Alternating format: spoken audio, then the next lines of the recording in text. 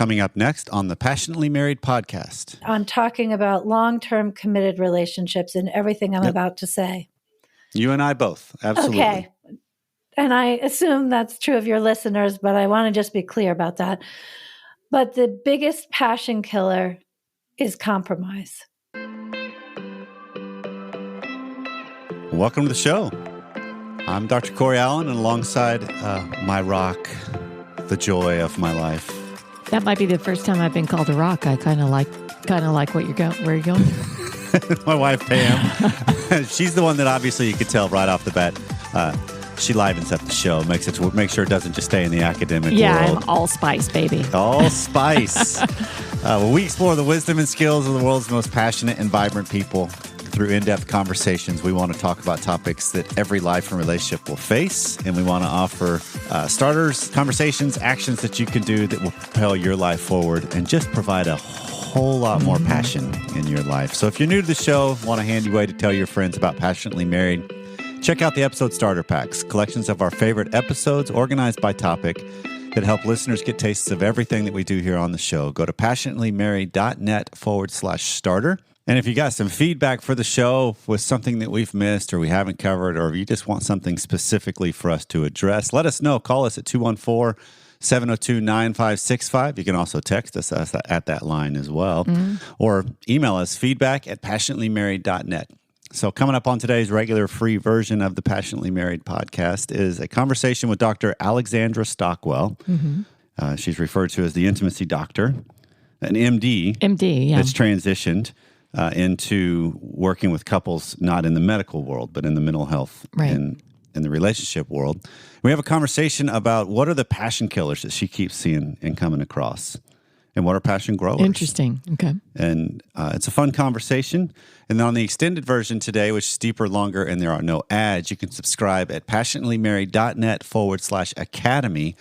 We go deeper into her idea of the uncompromising marriage, because she has a little bit of a different take on the classic concept out there of the importance of compromise in marriage. Okay. And so, the importance or lack of importance. Interesting.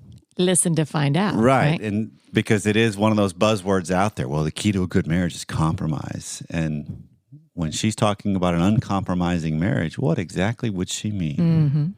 All that's coming up on today's show.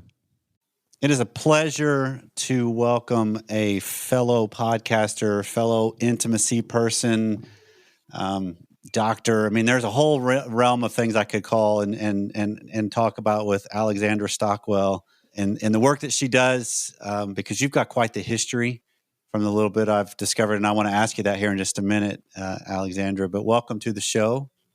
Thank you so much. I'm glad to be here and have been looking forward to our conversation.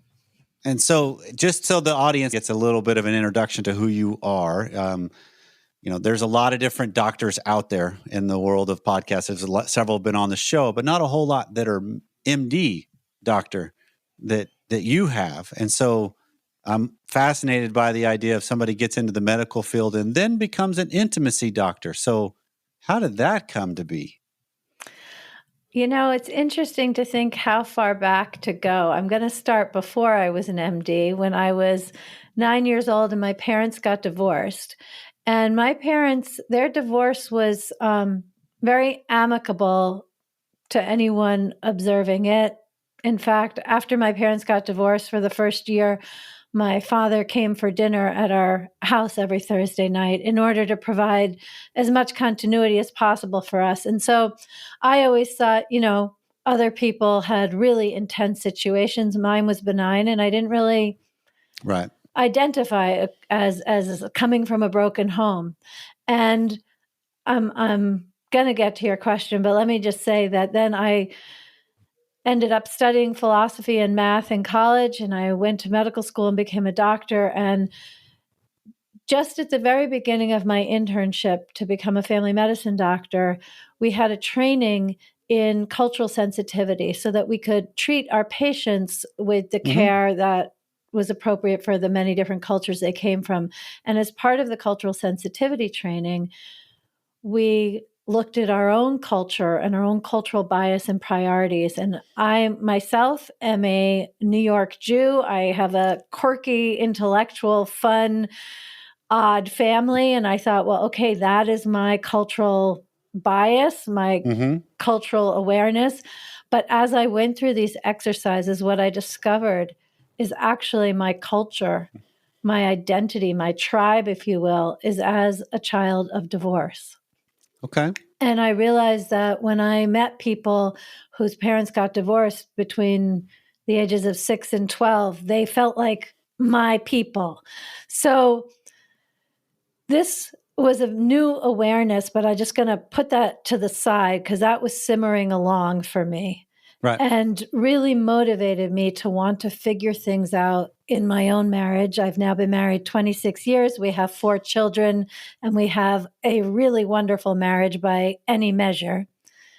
So this is all going on in the background. And I went to medical school and became a family medicine doctor and was working in my own practice north of Boston when I realized I had worked so hard and I didn't have a sense of satisfaction that I expected to have. Okay. It wasn't intense. I wasn't burnt out, but I just thought this wasn't what I did all this work for. Right. And I ended up taking a sabbatical where I explored different things. And one thing led to another. And there was a convergence between this not feeling quite aligned as a physician, even though I loved practicing medicine, and my intense and also tender devotion to cracking the code on a long-lasting, passionate marriage. And they converged. And I did a very in-depth training on sensuality and sexuality for personal reasons for myself and my marriage, but it happened to double as a coach training. Okay. And at the time, I didn't even know what a coach was. I did this Yeah. for personal reasons. But I was curious. I went to the teaching lab. I was on my sabbatical from medicine. And when I went to the teaching lab for those learning to become a coach, I just thought, okay, I've come home. This is actually what I want to do. So Okay. my personal experience and my professional experience really converged, and I've been serving couples ever since. Yeah, in that kind of the way a lot of things happen, in the sense that I'm seeking something for myself, and at least that's a component of it, if not a large component, and then it becomes something that, wait, I can use this as a springboard or a tool or in some way to help all those other people around me too. Yes, and this was particularly an issue for me as a physician because I was, of course, used to reviewing the data and having an objective clinical attitude. And I had already given guidance on sex. I certainly have done, I can't count how many pelvic exams. And yet, when it comes to intimacy and passion and sensuality and sexuality, I wanted it not to be such a dehydrated conversation. Okay. And so here I am. And I love the words you've used thus far, Alexandra, the idea of sensual, passionate. I mean, because that's going beyond biology. That's going beyond the sterile. How does this work? How does that work? What's it supposed to do? What's healthy? What's unhealthy? You know, just on a biological level. Now you're getting deeper into the psyche and the spirit and all the other aspects of us that, if girl, I hope you can find the code, and I hope this conversation helps us figure out, get a little bit closer, because I think, and that's kind of what all of us are after. Yes, exactly. And both because we don't really have role models, I think it's such a beautiful contribution that Sexy Marriage Radio makes. Like, we need to hear from other people how this works so that we can be inspired. You know, when it comes to learning, and relationships, the primary way humans learn, because we are mammals, is through imitation. And so having these conversations, hearing what's possible, because I realize most people just assume that with time, passion just dies, and it absolutely doesn't need to be that way. Right. Okay. And so for the sake of our conversation today, Alexandra, and then also, this is also just to kind of set the audience to understand where we're going to. I want to set aside the medical. Yes. Right. In the sense that obviously if you're experiencing elements in your marriage or your relationship where there are difficulties, struggles, dysfunction of some level, or the lack of passion, sensuality, energy, vibrancy, whatever, there can be a medical component. I think we both agree on that, right? And you've got the background to prove We it, absolutely that there can do. be something happening. But it is the vast minority of cases. Okay. And that's why I got to get ahead of this, because some people will hear this and go, well, but you probably should get this checked. And yes, you should. I mean, that all our senses, all the aspects of us needs to be addressed. So setting aside the physical, though, when we're talking just about the umbrella of what your work is, if we just put it under the label of passion, yes, what are some of the bigger passion killers, I guess you could say, that are out there that you keep coming across in your work now that you do with couples? Okay, well, let me be very clear that I'm focused on long-lasting relationships. So what I'm going to say does not apply to one-night stands, early in dating. I'm talking about long-term committed relationships in everything I'm about to say. You and I both. Absolutely. Okay. And I assume that's true of your listeners, but I want to just be clear about that. But the biggest passion killer is compromise. You're speaking my language, girl. Let's go. Okay, well, throughout the world, right, the most common relationship advice that's given is you need to learn to compromise. Compromise is the key to a good marriage. And if what you want is a bland, pleasant companionship, compromise will absolutely provide that for you. But if you want passion and intimacy and sensuality and to have a kind of divine communion every now and then in sex, compromise makes that impossible. And the reason for that is that when it comes to long-term relationships, basically everything which isn't sex functions as foreplay. It can either bring us closer together or drive us farther apart, either a lot or a little.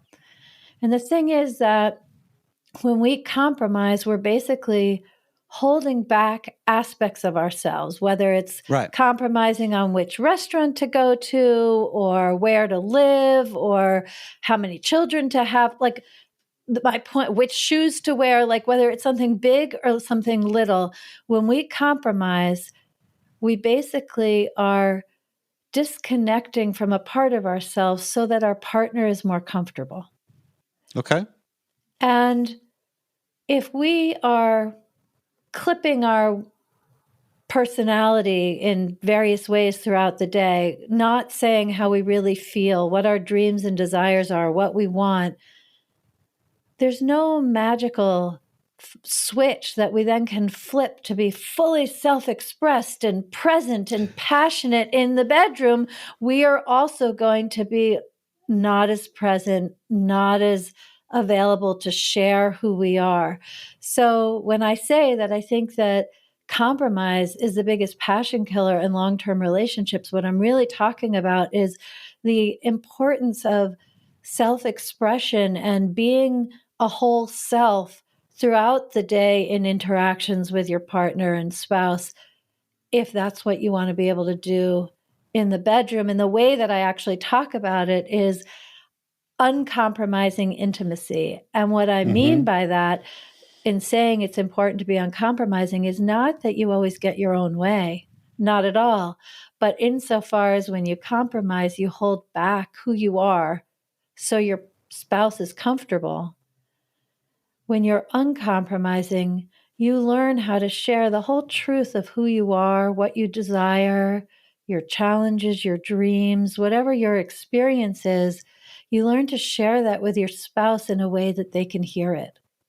And that really sets the stage for excellent sex.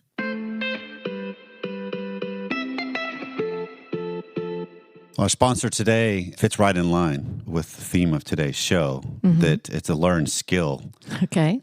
Because we've created a product here at Passionately Married, the state of our union. Yeah. Which is the premise of it is a great marriage doesn't happen by accident, and deeper connections don't happen by accident either. They do not. We have to be intentional.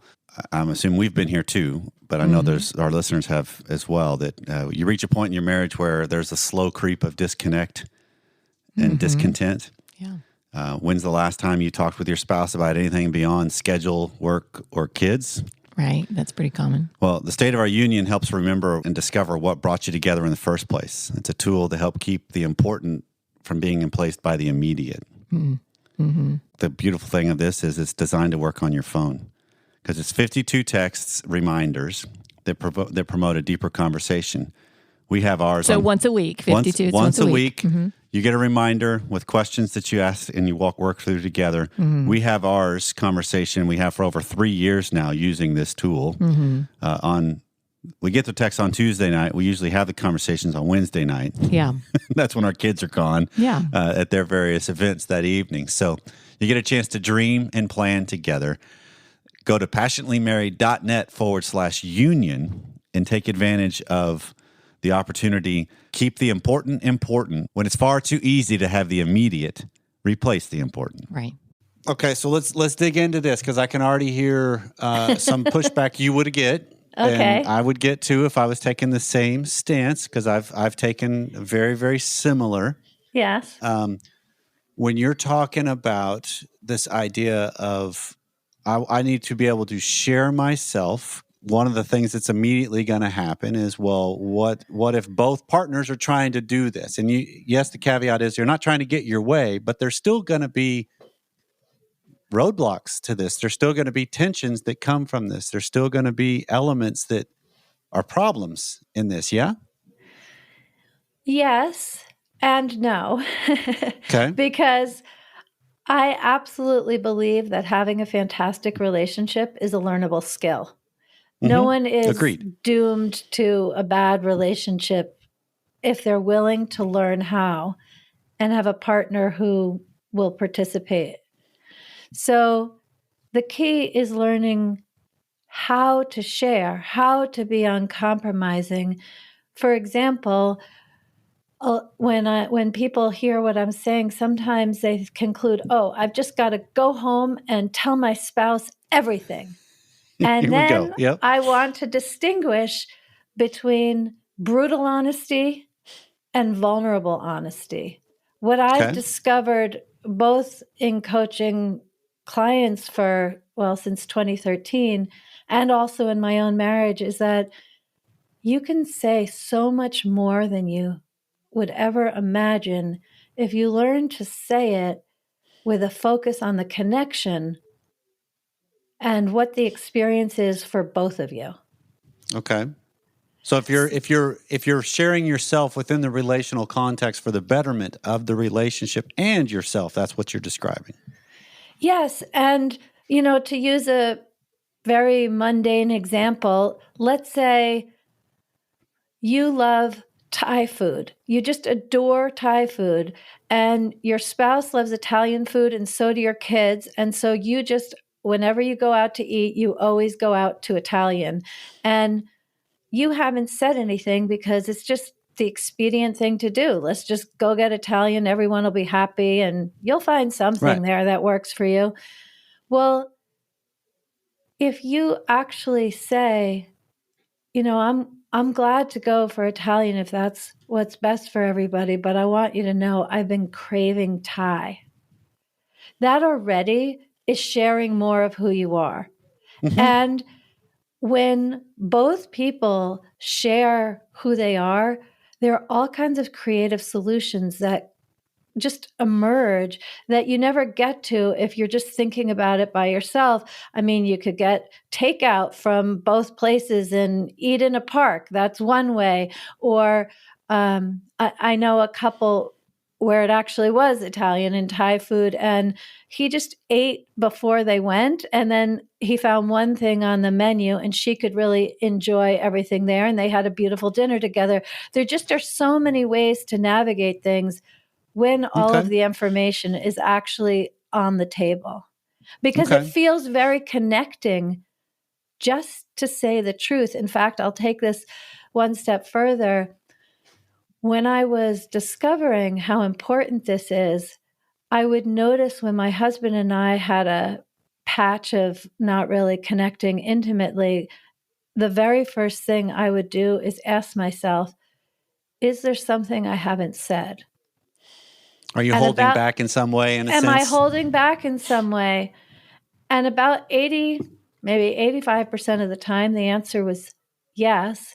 And I would share it. And it mostly was about him or what was or wasn't happening between us. But sometimes it was just something emotional that I was carrying and I hadn't shared. And then the very small percentage of times when I didn't find anything I was holding back on, I'd ask him. And I remember very clearly once where he said, let me think about it. And then proceeded to tell me this whole complicated, intricate situation at work. My husband is a chief of a department. He's a physician. And it actually had nothing to do with me. It definitely had nothing to do with sex, but it was something that was taking up real estate in his mind. And as soon as he expressed it, well, then we were back to connecting. Right. Okay. And so, because here's what I take. This is the reason I was jumping on, and I'm excited about the idea of compromise, because to me, I'm saying the same thing you do, but there's a slight variation maybe. Yes. In that a lot of times I define compromise as you both go home equally unhappy. Yes. Because one of you's giving up on something, and usually in a lot of examples, it's not actually compromise. It's caving. It's giving in, like you're describing, of I'm doing this for your comfort without acknowledging so. Yes. I'm actually doing it for your comfort, but I'm expecting it to be returned in kind in the future. And that's the resentment. That's the worst in us that can wreak havoc on, I'll get you back for this. And that may not be a conscious thing, but I think that's what we often will do. And that just starts to lower the floor, if you will, of the relationship. It makes it to where both of us are just trying to avoid upsetting each other rather than really bringing ourselves forward, which is what you're describing. Yes, although I think that plays out in two different ways. One is the way that you've just described, where one spouse is compromising with the either conscious or unconscious anticipation that it's tit for tat, it's transactional. Like, I'll give this up for you, but I'm expecting you to do something else for me. That is one way that it happens. The other way that it happens with both men and women, although in a very particular way with women, that when compromise is the seasoning of the marriage, she loses touch with what she actually desires. In other words, she's not being transactional and expecting something in return, but she's lost touch with what she actually wants. So when that happens, I will be talking to a client and I'll say to her, okay, well, what do you want? And she knows what her husband wants. She knows what her husband and children need, but it takes courage to pivot and be really clear, like to give herself permission to figure out what she wants. And I think that this happens for men too. It just has a different feeling about it.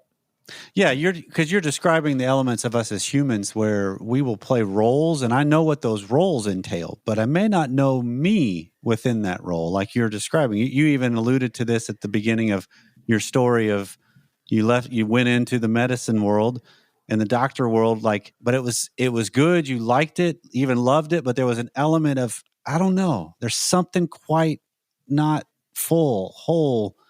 And that takes the element of I've got to start growing towards how do I find the synergy of all of me? which I think marriage is designed, and you agree too, since you're describing your message is for the longer term committed relationship. It's defined to help us face these things and learn and grow into them with ourself and a spouse. Absolutely. I view marriage as the ultimate vehicle for personal growth because either we are showing up and sharing who we are with our spouse in a way that enhances connection, or it doesn't. And that is essentially shining light on our blind spots. There's nothing like it for getting to know oneself well and learning how to share that with somebody else. Perfect. Well, Alexandra, this has been a great conversation. I mean, anytime we're talking about one of the main buzzwords out there and bringing it from a different stance, I'm all on board for that. But I would love for the nation to know, how can they find more of you and your work? Thank you. So find me at alexandrastockwell.com. And from there, you can find a link for my book, Uncompromising Intimacy, or my podcast, the Intimate Marriage Podcast. I have lots of independent study programs and live coaching programs, but you can find everything at alexandrastockwell.com. And I will put all that in the show notes. So if you're listening to this while driving, please don't try to find it right now. That's just not safe. But it'll all be there. So Alexandra, thank you so much. And I look forward to continuing the conversation and the extended content in just a bit. Fantastic. It's a whole lot of fun to me when we come across somebody that is talking the same threads that we have for years. There's a lot of overlap. Yeah. With our shows, if you will, of the message of Passionately Married over the 11 years we've been on the air, and then her show. And it's fun to have conversations of like-mindedness. It is. I mean, when you're grounded in personal responsibility and taking that first step by looking at yourself, that's kind of the heart of where we are. Right. It is. And I'm curious, Pam, what else jumped? Is there something specific that was like a big takeaway that you got from listening to the show? Yeah. I mean, I thought there were a lot of fantastic little standouts for me. I mean, having her note of having a fantastic relationship is a learned skill. And I think so many people get drawn back by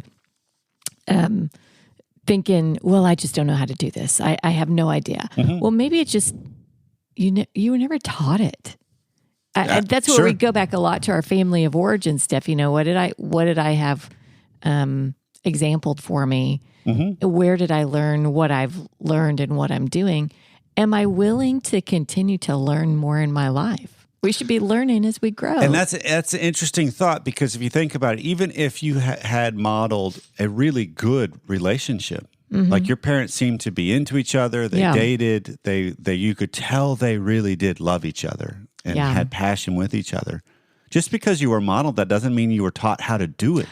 You just were shown absolutely. it. Right. Absolutely. How do I get that? I have no idea how to get that. So I think that that's important. And I think that's why a lot of people are listening to her show, to our show, as the listeners are people that want to learn. They want to be better. They want to figure things out. I don't know. Some of them may be listening just because they want to figure out how to change their spouse. But I'm going to call on you right now to say, don't look at it that way.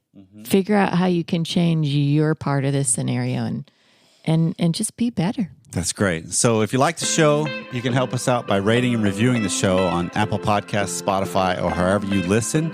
Your comments help us spread the word, and we're adding a new caveat. If you leave a comment at Apple Podcasts and we read it on the show, you'll get a gift sent your way. We'll send you. We'll notify you via email that your review was used, and we'll make it worth your while, as we would say to our kids. Transcripts are available in the show notes on each of the episode's pages. All the advertisers' deals and discount codes are also on each of the episode's pages at passionatelymarried.net. Please consider supporting those who support the show. Greatest compliment you can give us is to live your life boldly and passionately, and share the show with those you care about along the way. Thanks for listening, and we'll see you next time.